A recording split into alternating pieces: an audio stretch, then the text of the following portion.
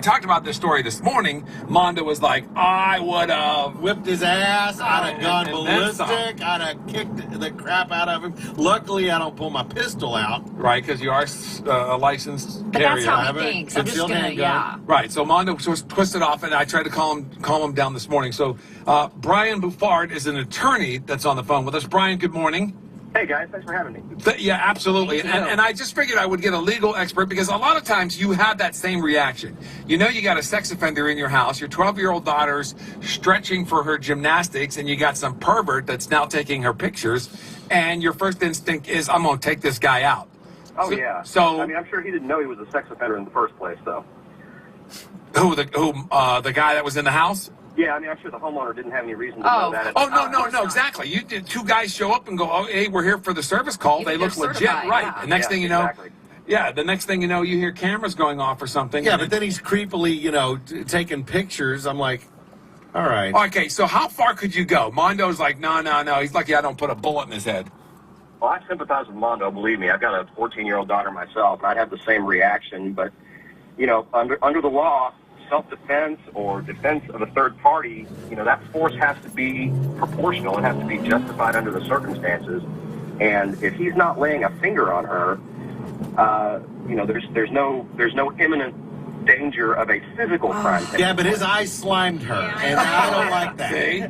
But he's a dad. He knows. No. His eyes were all over her, and I'm against that. So yeah, self-defense of a third party. What if you noticed that he had taken those pictures and he was in a state of arousal? Does that help? Well, yeah, I mean, I think you can probably assume that's why he was taking those photos anyway. No, but physically, but you could physically see that he was ramped up. Yeah, I mean, again, he hasn't touched her, but if I were standing there and I had a baseball bat, I would probably knock that camera out of his hands and not be too concerned about hitting his wrist. Right. And that's what I guess we kind of want to know is, like, how far can you go? Like if you wanted to attack the guy in your house and, you rough him up a little bit around the neck and the head area, Well, before the homeowner's culpable. But, yeah, exactly, because then it switches, because then he wants to turn around and sue you, and then next thing you know, you got all kinds of problems. Yeah, exactly. But, you got to remember, anybody can sue anybody for anything. The question is, what is the jury going to think about it, and what's the jury going to do about it? And, even though it would be technically illegal and this guy would have been committing an assault if he had beaten this guy up, if he gets to trial and I'm sitting on his jury, he's probably going to walk out of there. Maybe there's a jury full of dads. That'd be great. Right. Like dads and daughters. No, but I think you're right, though. That if you're sitting on the jury, you're going to give the guy a pass up to a certain point. But Mondo's like, no, I would slit him and I would cut him. There were other things that I considered doing and force feeding him with. And my point was that you could only go so far, or the jury's going to have to sit there and go, dude, there was no reason for you to do what you did. Yeah, but see, the way I look at it is that I'm protecting my daughter, and he's in my house, and he's all ramped up, directing her, posing.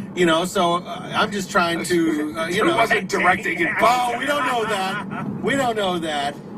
He wasn't giving her props. Right. So I'm just saying. Like a trunk of props, like he's Carrot Top. He'll learn to come into my house again, I guarantee you. See what I mean, Brian? This is what you have to deal with. But I think that's every father's instinct. Yes. Absolutely. Because we've worked with guys in the past that have said the same thing. Anybody put a finger on my kid, they're dead. I'm like, well, then you've got an abused kid and a father that's in prison because you killed some guy. Exactly. You got to take the long view on this thing and ask, as good as this would feel to just completely wail on this guy, what is this going to do down the road to me and to my family? Well, with his mouth wired shut, it's going to be hard for him to defend himself. All right, Mondo. No help. I'm just saying. Attorney Brian Bouffard, we thank you, sir, in Fort Worth. Are you related to the Bouffards from Highland Park? Not that I know of. No. Or of the river. Bouffards in Louisiana back there somewhere. Or of the Rivercrest Country Club, Bouffards in Fort Worth. Yeah. No, not me, afraid. Oh, all right, Brian. Thanks, bro. Take care. We appreciate it. It just has a fancy name, right? It does, Bouffard. Mr. Bouffard here. All right. Well, the Arlington Mondo. Okay, just keep that in the back of your head.